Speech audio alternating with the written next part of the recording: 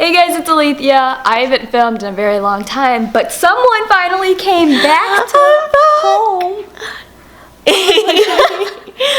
We don't know when it's gonna be the next time we actually see each other, so we were like, what can we do? Because it's winter break and everybody's at work or school, but since we're done with college for now, and we don't want to go outside because it's too cold, this is our next best thing.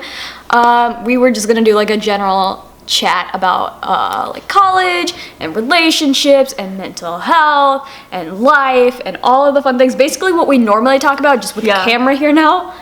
Yeah, pretty much. Oh wait, okay. I don't know if you guys remember, but this is Nidhi. This is my best friend. She goes to school in California, so we don't see each other a lot. But we've been friends for 12 years? For 12 years. Holy crap. For 12 years.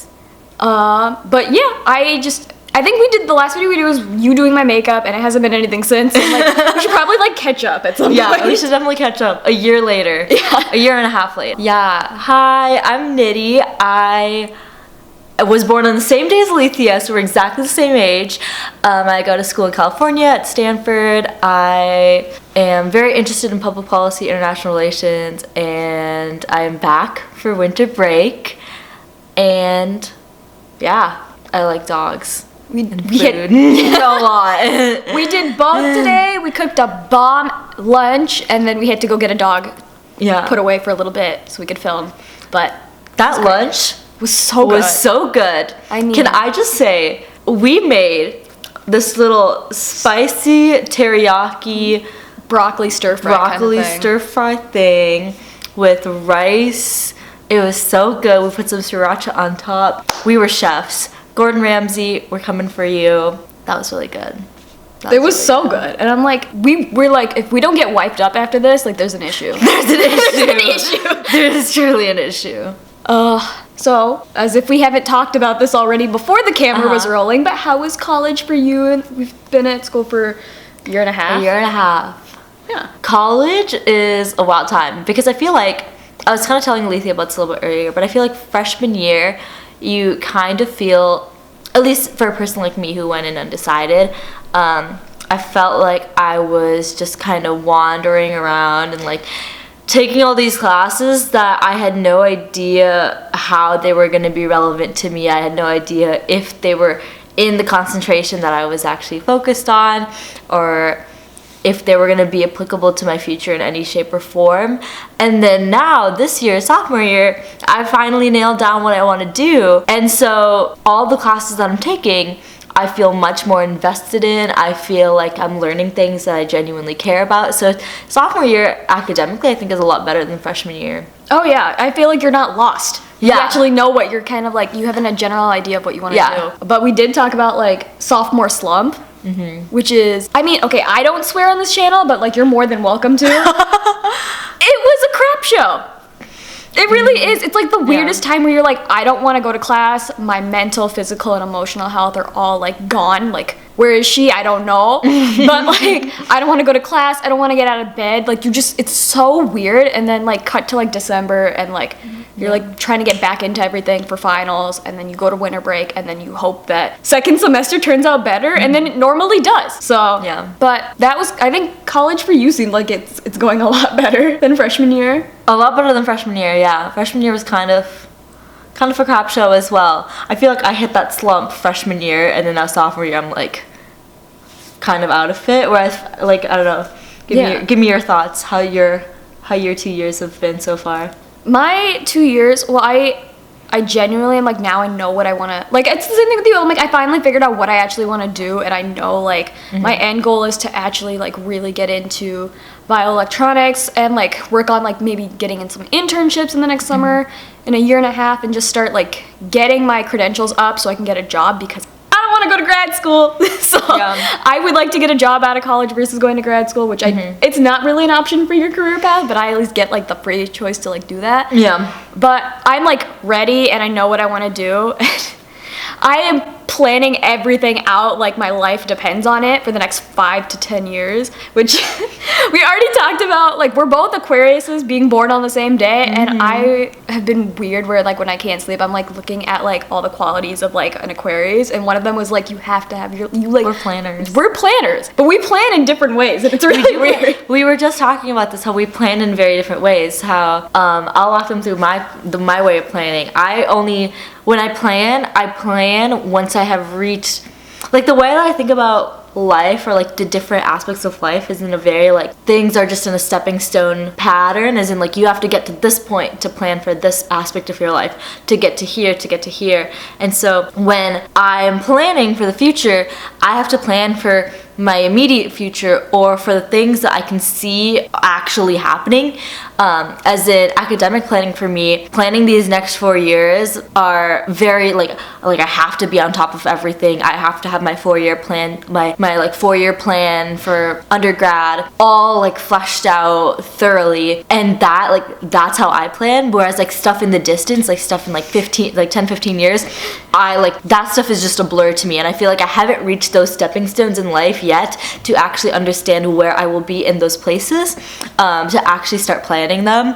So you do have one thing planned for your wedding, and I'm very proud of you. I do have one thing planned for my wedding, and that is I have one song picked out for my future wedding, and that is Brown Eyed Girl by Van Morrison. But I want to have the eyed part of it replaced with air, so it's brown girl, and it'll sound so incredibly awkward because there'll be like the awkward pause in between brown and girl. It'll be like brown girl, but it'll be amazing. It's very you, and I'm very proud of it. Whereas, like, I love how that's what you have planned. I'm like, I have a full, like, list planned. I'm like, all I need is a boyfriend at this point, and it's kind of sad. Yeah, but I think that kind of shows how we're different planners that way. Yeah. But either way, I feel like we both are very, we need everything to be kind of laid out so that we can see kind of the plan kind of, like, in action. Other than college, how has the relationship field been for us?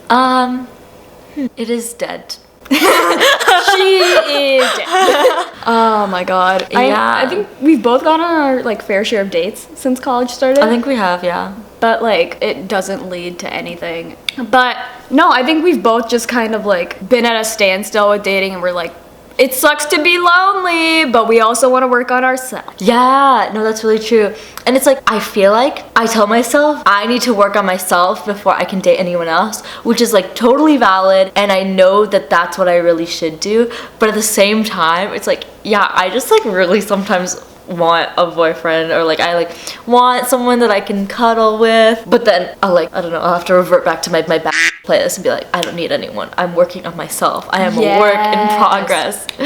So it's just this like constant fluctuation between like I'm lonely but also like I'm fine on my own. Yeah. Yeah, and I feel like, I know we also had this conversation earlier. We had half of these conversations earlier, but we were kind of talking about how sometimes it's better to just not be in a relationship at all than to be in a bad relationship, or even like a seemingly mediocre relationship. Oh yeah. Because at that point, like, are you really at your happiest when you're with that person? Absolutely not. Could you be happier by yourself? Probably. And also, I feel like when you're in, like, especially the relationship that we were talking about, I feel like that person puts so much effort into showing how much they care about the other person, and literally receives, like, nothing back. Yeah. And is almost, like, in denial about, like, the fact that they aren't getting anything back in return. Yeah. And that's the whole point of a relationship, especially because, like, not only are they best friends, not only are they living together, but they're dating. And it's like, you expect it to be equal partnership, and it's just not. Yeah. But you're also like, it's not my place to step in. Yeah. So you might as well just like be single and love yourself in the meanwhile, because there's no point in getting into a bad relationship if you don't have to. Yeah. What else are we unpacking today? All right. Oh my gosh. Okay. If little Alethea could like like look at current Alethea, what do you think she would think? Like, okay, that was so badly phrased. If young Alethea got a glimpse of present day Alethea, how do you think she would react? Also, your eyebrows look really good. Oh, thanks! I'm just like admiring them. Some of them aren't real, so it works out well. I think like younger me would look back and be like, certain aspects of your life in your childhood will have definitely come back to play a part of your like mental health. And it's good that you acknowledge that, but also like, damn, I'm proud of you because throughout anything and everything, you've somehow managed to persevere and you found the important people in your life, like you. And like, it's paid off so much in the end, and you're gonna be okay, even though you seem like you're this awkward, teeny tiny little chubby brown girl with a unibrow and like upper like lip hair who like can't correlate with all the really tiny white girls in your neighborhood. Like you're gonna be fine because you're gonna find people that care about you. Yeah. What would little Nidhi say when she sees older Nidhi? I think she would be I think she'd be kind of surprised by who I've become because, you know, when I was younger, like, once you got to know me, I was very extroverted. Oh, yeah. But prior to getting to know me, I was like a closed book. I was so... And I think because of things that I experienced in my childhood, I kind of, like, turned into this little, like, turtle where I just go into my shell and just not talk to anyone. I didn't really talk to my parents, didn't really talk to much of my family, didn't talk to my friends all that much.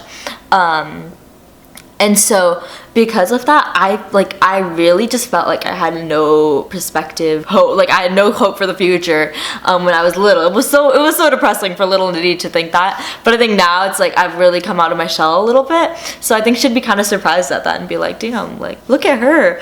Little Nidhi would probably be like, you're owning who you are. Yeah. And you're a bad, I'm not gonna say it, but like, you know what I'm getting at. Yeah, I think little Nidhi would genuinely be kind of excited about that. Also, she would be like, I think she would be appreciative of like all the hard work that high school Nidhi and college Nidhi is putting in to like get an education.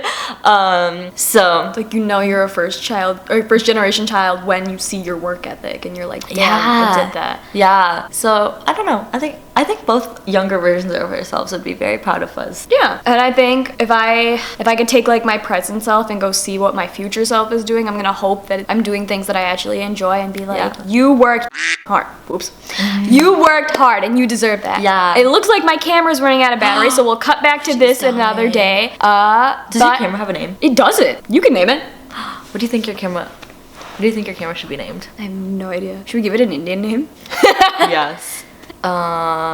We'll reveal it tomorrow. Yes. After we ponder. But if you enjoyed this video and loved seeing us catch up and getting to know a little bit about like me and Nidhi, be sure to give this video a big thumbs up. If you like my face, be sure to subscribe. I will link my last video somewhere on the screen, and the subscribe button will always be somewhere on the screen. And that's it. Okay, bye. Oh.